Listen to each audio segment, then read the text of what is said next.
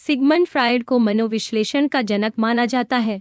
वे doctor थे और दिमाग से जुड़ी बीमारियों पर बहुत काम करते थे। उन्होंने सबसे पहले बताया कि इंसानी दिमाग बहुत जटिल होता है और इसकी ठीक से समझ बनाना ही असली मनोविज्ञान है। फ्रायड ने यह भी समझाया कि हमारा दिमाग कई हिस्सों में बंटा है और कई बातें हमारे अंदर दबी रह जाती हैं, जिनका असर हमारी सोच और व्यवहार पर पड़ता है। उन्होंने बचपन की यादों और अनुभवों को भी बहुत जरूरी माना, क्योंकि कई मानसिक समस्याएं इन्हीं से जुड़ी होती हैं। फ्रायड ने इलाज का एक नया तरीका निकाला, जिसमें मरीज को अपनी परेशानियों के बारे में खुलकर बोलने के लिए कहा जाता है। इससे अंदर दबी तकलीफें बाहर आ जाती हैं और इंसान बेहतर महसूस करने लगता है। फ्रायड के काम का असर मनोविज्ञान, समाज, कलाओं और इंसानी व्यवहार को समझने के तरीके पर बहुत गहरा पड़ा है। हालांकि फ्रायड के कुछ दावे आज भी बहस का मुद्दा बने हुए हैं, पर यह मानना पड़ेगा कि उन्होंने दिमाग को समझने और इलाज का जो तरीका दिया वह बहुत अलग और नया। फ्रायड का जन्म मुराविया के फ्रीबर्ग नाम की जगह हुआ था। जब वे बहुत छोटे थे तो उनका परिवार वियना आ गया। वे अपनी पूरी जिंदगी वियना में रहे और यहीं उन्होंने मनोविश्लेषण की शुरुआत की। फ्रायड बचपन से ही पढ़ाई में तेज थे और उन्होंने विज्ञान को अपना रास्ता चुना। वे पहले जीव विज्ञान में रिसर्च करते थे, बाद में न्यूरोलॉजी में भी काम किया। डॉक्टर बनने के बाद उन्होंने वियना के अस्पताल में नौकरी की और फिर खुद का क्लिनिक खोल लिया। शादी के बाद उनके 6 बच्चे हुए, जिनमें सबसे छोटी बेटी अन्ना खुद भी आगे चलकर मनोविश्लेषक बनी। फ्रायड को पेरिस में जाकर उस समय के मशहूर डॉक्टर शार्को के काम को देखने का मौका मिला। वहां उन्होंने देखा कि कैसे लोग हिप्नोटिज्म से मानसिक बीमारियों का इलाज कर रहे हैं। वियना लौटकर फ्रायड ने भी हिप्नोटिज्म अपनाया, लेकिन उन्हें इसमें ज्यादा फायदा नहीं दिखा। इसके बाद उन्होंने अपने दोस्त ब्रूएर की सलाह पर एक नया तरीका अपनाया, जिसमें मरीज से उसकी दबी हुई परेशानियों के बारे में खुलकर बातें करवाई जाती थी। इससे मरीज की हालत में सुधार आने लगता था। इस तरह फ्रायड ने मानसिक बीमारियों के इलाज और समझ का एक बिल्कुल नया रास्ता खोला। कुछ ही समय बाद ब्रूएर और फ्रायड में मतभेद हो गया। ब्रूएर को लगा कि फ्रायड दिमागी बीमारियों में सेक्स से जुड़ी बातों पर बहुत ज्यादा जोर दे रहे हैं। इसके बाद फ्रायड ने अकेले ही अपने विचारों को और आगे बढ़ाया। उन्होंने बहुत समय खुद पर भी प्रयोग किए और फिर अपने सपनों के मतलब पर किताब लिखी, जिसे उनका सबसे बड़ा काम माना जाता है। इसके बाद उन्होंने रोजमर्रा की छोटी छोटी गड़बड़ियों और इंसान की सोच से जुड़ी दूसरी किताबें लिखी। शुरू में लोगों को फ्रायड के विचार पसंद नहीं आए। बहुत लोगों को सेक्स की बात करना भी गलत लगा, लेकिन धीरे धीरे लोग उनकी बातों को समझने लगे। जब पहली बार मनोविश्लेषण से जुड़ी बड़ी मीटिंग हुई, तभी से उनकी अहमियत बढ़ने लगी। अमेरिका में लेक्चर देने का मौका मिलने के बाद फ्रायड की पहचान बहुत फैल गई।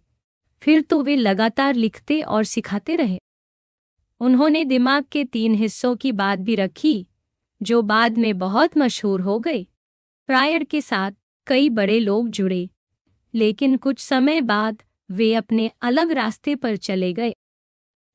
अपनी जिंदगी में फ्रायड ने बहुत मेहनत और नए नए विचारों के साथ काम किया। आखिर में वे कैंसर के चलते इंग्लैंड में रहते हुए चल बसे।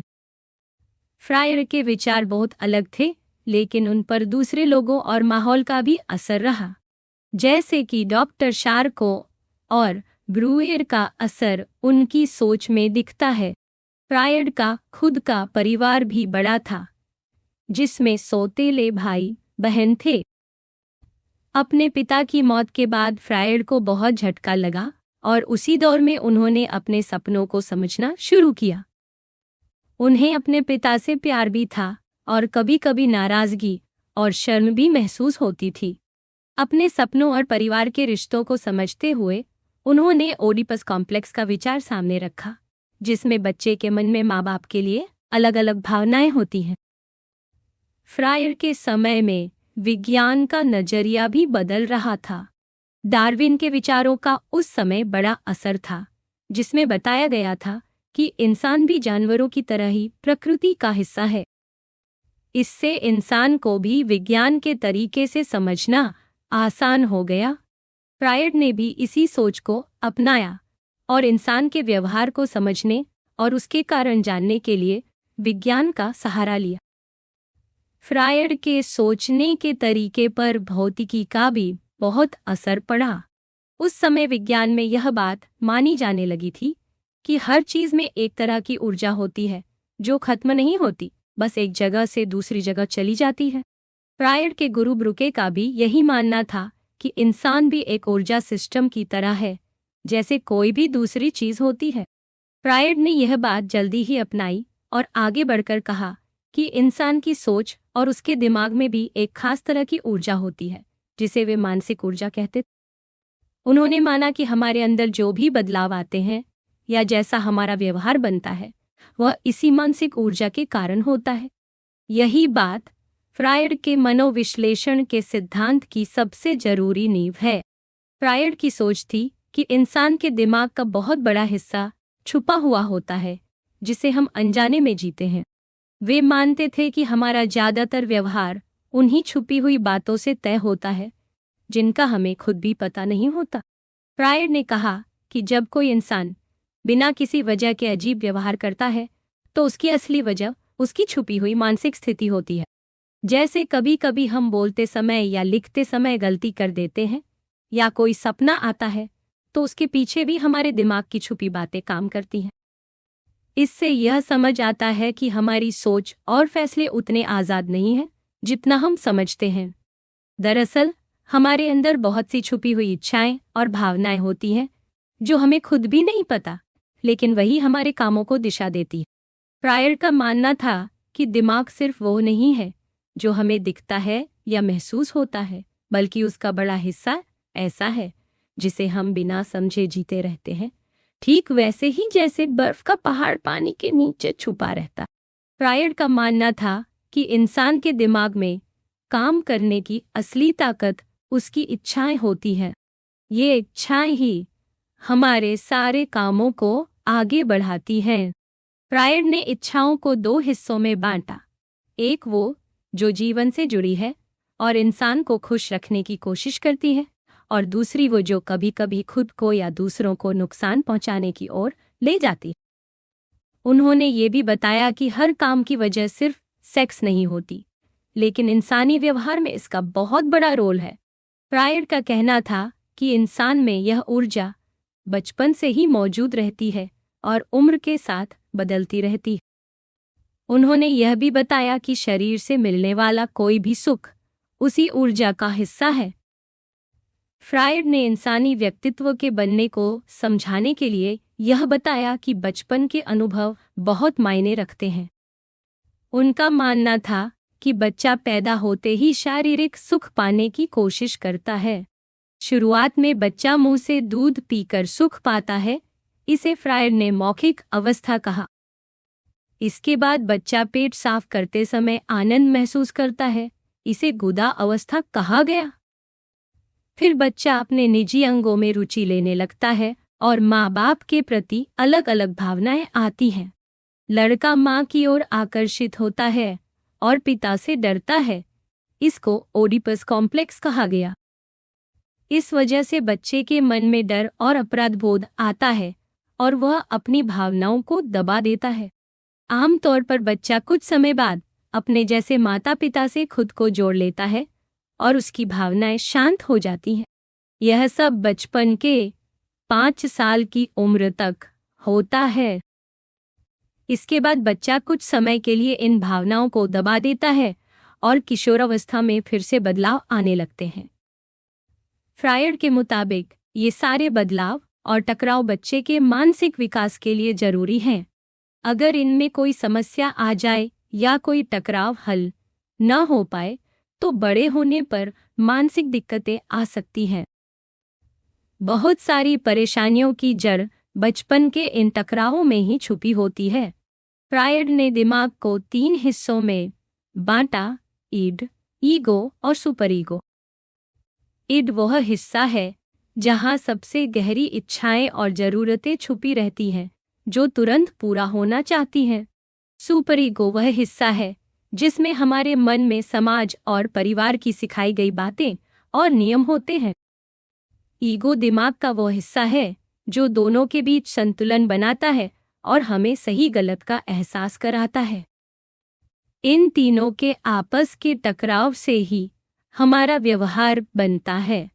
अगर कोई इंसान अपनी इच्छाओं को पूरा नहीं कर पाता या उसके मन में बहुत ज्यादा टकराव हो जाता है तो दिमाग में तनाव पैदा होता है और मानसिक परेशानी हो सकती। दिमाग में ऐसे कई तरीके होते हैं जिनसे वह खुद को बचाने की कोशिश करता है, जैसे कि परेशानियों को अंदर दबा देना या अपनी इच्छाओं को किसी और रचनात्मक काम में लगाना या फिर बार बार बचपन जैसे बर्ताव करना।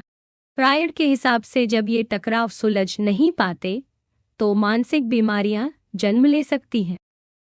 इसी सोच से जुड़ा इलाज भी उन्होंने निकाला, जिसमें दिमाग के अंदर छुपी बातें बाहर लाकर इंसान को राहत दिलाई जाती है। फ्रायड के हिसाब से जब किसी इंसान के मन में कोई ऐसी इच्छा आती है जो समाज या उसके अपने बनाए नियमों के खिलाफ होती है तो दिमाग उसे दबा देता है। इसी को दबाव या दमन कहते हैं। यह दमन दिमाग को अंदरूनी टकराव और दर्द से बचाने का एक तरीका है। यह प्रक्रिया बच्चों के विकास का भी हिस्सा है। लेकिन जो इच्छाएं दबा दी जाती हैं वो खत्म नहीं होती, बल्कि दिमाग के अंदर बनी रहती हैं। ये छुपी हुई इच्छाएं बाद में हमारे व्यवहार पर असर डालती हैं और कई बार मानसिक बीमारियों का कारण बनती। इसी वजह से फ्रायड ने सपनों और गलती से बोले गए शब्दों को बहुत अहम माना, क्योंकि इनके जरिए दिमाग की छुपी हुई बातें बाहर आती। अगर दमन बहुत ज्यादा हो जाए और टकराव बढ़ जाए तो व्यक्ति के अंदर अजीब व्यवहार देखने को मिलता है जिसे खुद इंसान भी समझ नहीं पाता। फ्रायड का मानना था कि ज्यादातर ऐसे दमन बचपन के शुरुआती सालों में ही हो जाते हैं और ज्यादातर का संबंध शारीरिक इच्छाओं से होता है। जब बचपन में इन इच्छाओं को दबा दिया जाता है तो आगे चलकर मानसिक परेशानी हो सकती है। मनोविश्लेषण का असली मकसद यही है कि दिमाग के अंदर छुपी हुई उन दबाई गई इच्छाओं को पहचान कर उन्हें बाहर लाया जाए और इंसान को राहत दी जाए। फ्रायड ने ऐसी मानसिक परेशानियों के इलाज के लिए एक खास तरीका निकाला। उनका इलाज इस सोच पर टिका था कि अगर दिमाग के तीनों हिस्सों के बीच तालमेल बैठ जाए तो इंसान को राहत मिल सकती है। इसके लिए उन्होंने टॉकिंग क्योर का तरीका अपनाया, जिसमें मरीज को अपनी बात बिना रोक टोक के बोलने दिया जाता है। इस दौरान डॉक्टर चुपचाप सुनता है ताकि मरीज अपने अंदर की बातें खुद ही बोल सके। जब इंसान खुलकर बोलता है तो उसके दिमाग की छुपी हुई बातें धीरे धीरे बाहर आने लगती हैं। यह तरीका आसान नहीं होता। कई बार मरीज खुद भी इसके खिलाफ हो जाता है, लेकिन धीरे धीरे यह इलाज इंसान को राहत देने लगता है। फ्रायड को जब भी मरीज की तरफ से विरोध या हिचकिचाहट दिखती थी तो वे मानते थे कि इलाज सही दिशा में जा रहा है। उनके लिए सपनों की बहुत अहमियत थी, क्योंकि सोते समय दिमाग की रोक टोक कम हो जाती है और छुपी हुई बातें बाहर आ सकती हैं। सपने दो तरह के होते हैं, एक तो जो सीधा सीधा दिखता है और दूसरा जो असल में हमारे अंदर की छुपी हुई इच्छाओं का इशारा करता है। जब डॉक्टर सपनों, अनजाने में बोले गए शब्दों, बिना सोचे समझे कही गई बातों और सही सवालों के जवाबों को ध्यान से समझता है तो उसे पता चल जाता है कि मरीज की असली परेशानी कहाँ छुपी है। इलाज का असली मकसद यही है कि इंसान अपनी छुपी हुई उलझनों को पहचान ले और खुद उनसे निपटना सीखे। इस तरह मनोविश्लेषण का असली मकसद इंसान को खुद की समझ देना है। जब इंसान को अपनी अंदरूनी सच्चाई पता चल जाती है तो वह डॉक्टर की मदद से तय कर सकता है कि आगे उसे क्या करना है। कभी कभी इंसान अपनी ऊर्जा को समाज या कला में लगा देता है, कभी वह अपनी पुरानी इच्छाओं पर खुद काबू पा लेता है और कभी कभी उसे लगता है कि जो रोक टोक है वही गलत है, तो वह अपनी इच्छाओं को अपनाने का फैसला भी कर सकता है। लेकिन असली सुधार तब आता है जब अंदर दबी हुई ऊर्जा बाहर निकल जाती है और मन हल्का महसूस करता है। फ्रायड और उनके मनोविश्लेषण के तरीकों का समाज पर गहरा असर पड़ा है। उनके विचारों पर हमेशा बहस होती रही। कुछ लोग उनके सिद्धांतों की आलोचना करते हैं और कई बार उनके निजी जीवन और आदतों पर भी सवाल उठते हैं। लेकिन इस बात से इनकार नहीं किया जा सकता कि फ्रायड के विचारों ने इंसान की सोच, व्यवहार और दिमाग को देखने का नजरिया बदल दिया है। उनके समर्थक भी हैं और आलोचक भी, और आज तक इस पर बहस जारी है कि उनके विचार कितने सही हैं और कितने नहीं। फ्रायड के विचार कितने वैज्ञानिक हैं, यह भी हमेशा चर्चा का विषय रहा है। इसी को लेकर आगे बातें की जाएंगी। यह बात बहुत जरूरी है क्योंकि फ्रायड खुद को हमेशा वैज्ञानिक मानते थे और कहते थे कि मनोविश्लेषण एक नई विज्ञान है। उनकी सोच थी कि उन्होंने दिमाग और मानसिक बीमारियों को समझने का नया तरीका दिया है। इसी वजह से बहुत से लोग उनकी थ्योरी से प्रभावित हुए, क्योंकि यह हर तरह के इंसानी व्यवहार को समझाने की कोशिश करती है। लेकिन कई लोगों को इसी वजह से यह थ्योरी वैज्ञानिक नहीं लगती। एक असली वैज्ञानिक थ्योरी वही होती है जिसे जांचा या गलत साबित किया जा सके। अगर कोई थ्योरी हर स्थिति में सही मानी जाए तो वह विज्ञान नहीं होती। फ्रायड की थ्योरी के साथ यही समस्या है कि इसे गलत साबित करना मुश्किल है, क्योंकि यह हर हाल में किसी न किसी तरह से सही बैठा दी जाती। इसी वजह से कुछ लोगों का मानना है कि यह असली विज्ञान नहीं है, भले ही इसमें कुछ बातें काम की हों। इस थ्योरी की एक और बड़ी दिक्कत है कि इसकी बातों को सही तरीके से साबित करना भी आसान नहीं है। बाहर से देखने पर यह थ्योरी बहुत आकर्षक लगती है, क्योंकि यह इंसान की परेशानियों के पीछे की वजह बताती है। लेकिन जब कोई कारण बताया जाता है तो वो भी साफ तौर पर सामने नहीं आता, बल्कि सिर्फ अंदाजा लगाया जाता है। जैसे किसी के व्यवहार से यह कहा जाता है कि उसके पीछे कोई छुपी हुई वजह है, लेकिन उसे अलग से दिखाया नहीं जा सकता। इससे यह सवाल उठता है कि क्या फ्रायड की थ्योरी सच में चीजों को सही तरीके से समझा पाती है या नहीं। कुछ लोगों का मानना है कि फ्रायड ने असल में एक बड़ा सच ढूंढ लिया था, लेकिन जब लोगों ने विरोध किया तो उन्होंने अपनी थ्योरी बदल दी। शुरू में उन्होंने बताया था कि बहुत सी औरतें बचपन में शोषण का शिकार हुई हैं, लेकिन समाज के दबाव के कारण उन्होंने अपनी थ्योरी को छुपा लिया और उसके बजाय अनजाने दिमाग की बात रखी। इस पर भी आज तक बहस चलती है। फ्रायड ने जब अपने मरीजों से उनके बचपन की परेशानियों के बारे में पूछा तो सामने आया कि बहुत सारी लड़कियां बचपन में अपने रिश्तेदारों से शोषण का शिकार हुई। पहले तो फ्रायड को इन बातों पर शक हुआ, लेकिन बाद में उन्होंने मान लिया कि कई बार मरीज असली घटना नहीं बल्कि अपनी कल्पनाओं को याद कर रहे हैं।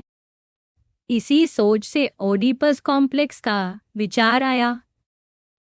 इस बात पर भी बहस होती रही है कि क्या मरीज सचमुच अपनी कल्पना बता रहे थे या बचपन की सच्ची घटनाएं।